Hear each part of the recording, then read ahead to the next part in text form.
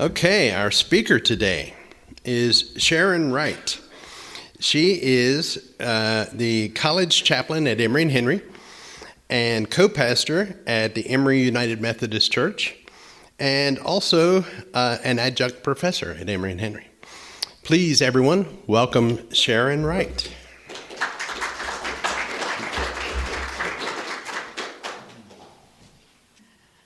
Well, good morning. How are you all? Oh, what needs to happen to it? Oh, that's what needs to happen to it. Okay, gotcha. Okay, I will try to speak as loud as I possibly can.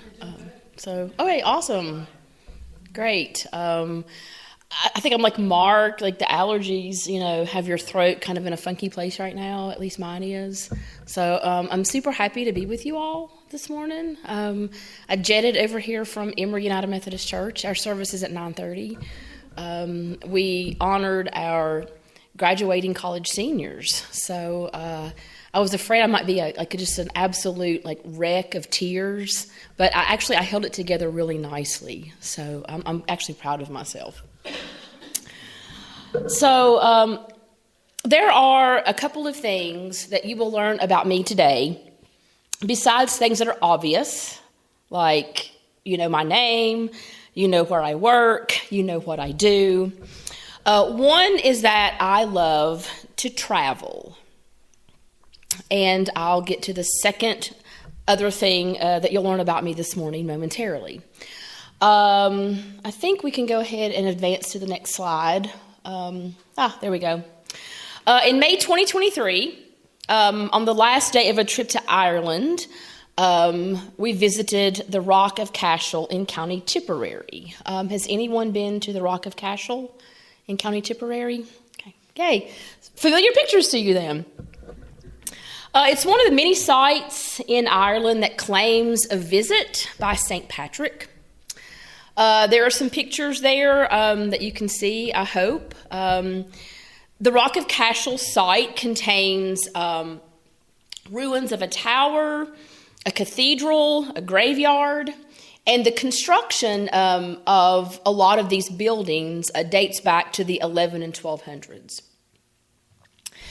As I wandered around these beautiful ruins, it was easy to sense the sacredness of this place. A place where life had been lived, where ritual worship had been offered, and where gravestones had been placed to memorialize the men and women who called this place home. For the most part, when I was there at the Rock of Cashel, I would look at kind of what was in my line of vision. Oftentimes we're somewhere and we just kind of look at what we can see just right here. However, at one point, I tilted my head to look up. I looked way, way up. And something I wasn't expecting to see caught my eye. It's going to be hard for you to see this, but you can advance the slide. I'm just going to point. Well, let me tell you what I'm going to point to. As I looked way, way up, growing in the midst of the ruins was some greenery. Mark can see it. And look at there are little yellow flowers bursting out. And I was fascinated. And so, of course, I took my phone out and to grab a picture of that because it seemed profound to me. Because life is stubborn. Life makes a way in the barest of circumstances. Life pushes forward. Life springs up. Sometimes without any effort or any work on the part of humans.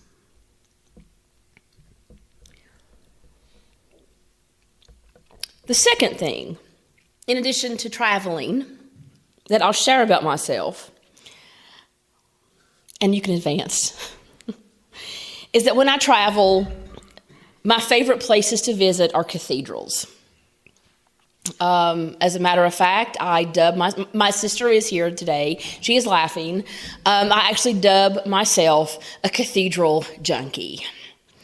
So that's in front of Notre Dame in Paris.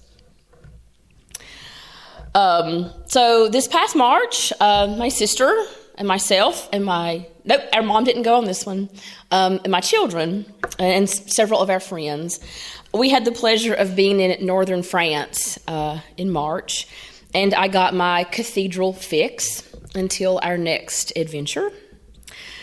I visited lots and lots of cathedrals and churches in cities and in small villages. I would venture to say that 75% of the photos on my camera roll are taken inside or outside of cathedrals in northern France from that trip. And so, yes, that is outside of Notre Dame in Paris. And yes, we did get to go inside and visit the newly renovated, sparkling clean inside of Notre Dame. So I'm going to share one more story with you all this morning. And I think you can go ahead and advance from Cathedral Junkie to the next slide. This is in the seaport town in the Normandy region of northern France called Le Havre. Has anybody been to Le Havre? Yay, some more people have been there. And the modern cathedral in Le Havre is the Church of St. Joseph. So some of you know this, but just sort of as a refresher, Le Havre was completely destroyed by the Allies during World War II.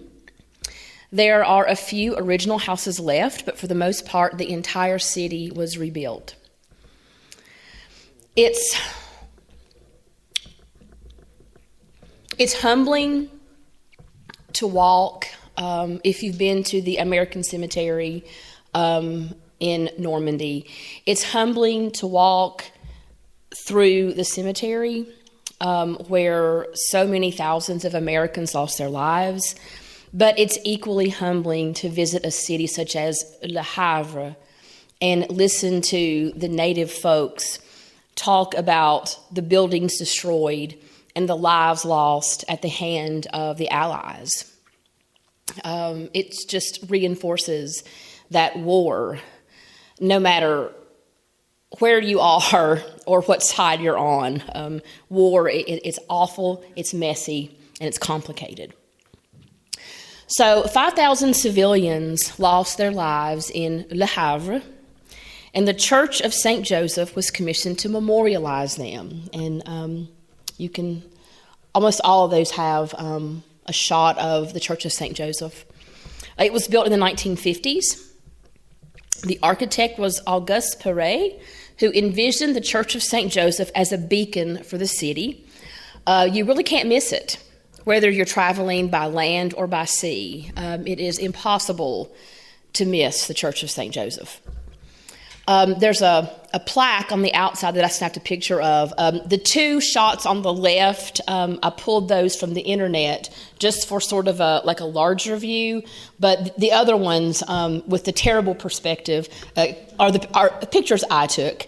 But I snapped a picture of the plaque on the outside of the Church of St. Joseph, and it's in French, but it talks about this church is a memorial to the thousands of civilians who lost their lives, and it also has the information about the architect. And I'm getting ready to talk about the glass inside, and we'll, not quite yet, but we'll advance the slide here in just a minute. So it's this huge church, can't miss it from the outside. But what really makes the Church of St. Joseph stunning to visit, you think it's just it's just another concrete building, is to walk inside and see the stained glass artistry of Marguerite Huet, and I may not be pronouncing her last name correctly. She was very well known in France for her artistry. There are 12,768 hand-blown glass windows inside the church that capture the sun, and the positioning and the colors used have deep, sacred religious symbolism. So let's look inside the church. And these are all pictures that I took, and when you see them on my phone, the colors just pop and they're so beautiful. They don't translate nearly as spectacularly on a PowerPoint slide, but you really can't imagine the beauty of St. Joseph's Church until you step inside. You know, it just appears to be a tall concrete building. You might even think it's just a skyscraper. But when you walk inside, it bursts with life and with beauty. And it takes you by surprise when you walk inside. The Church of St. Joseph is known as an architectural lantern or a lighthouse for all who visit Le Havre. It is a testament to human resilience. And it reminds me of some words of the prophet Isaiah from the Hebrew Scriptures.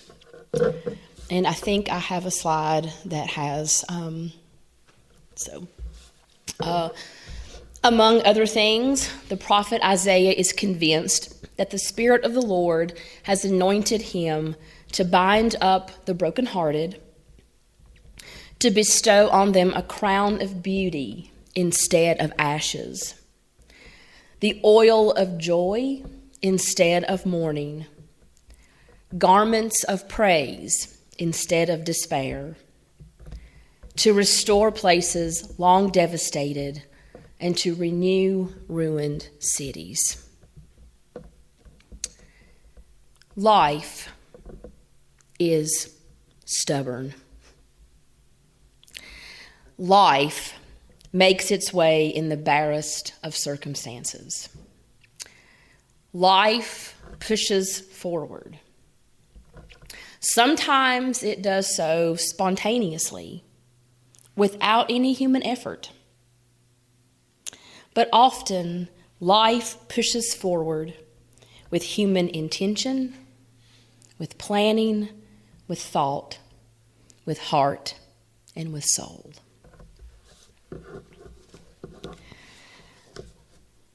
One more slide.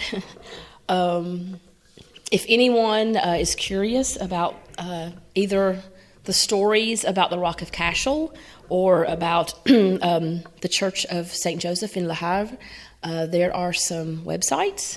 You're welcome to snap a picture of that if you're interested in seeing a little bit more. But that's what I have this morning.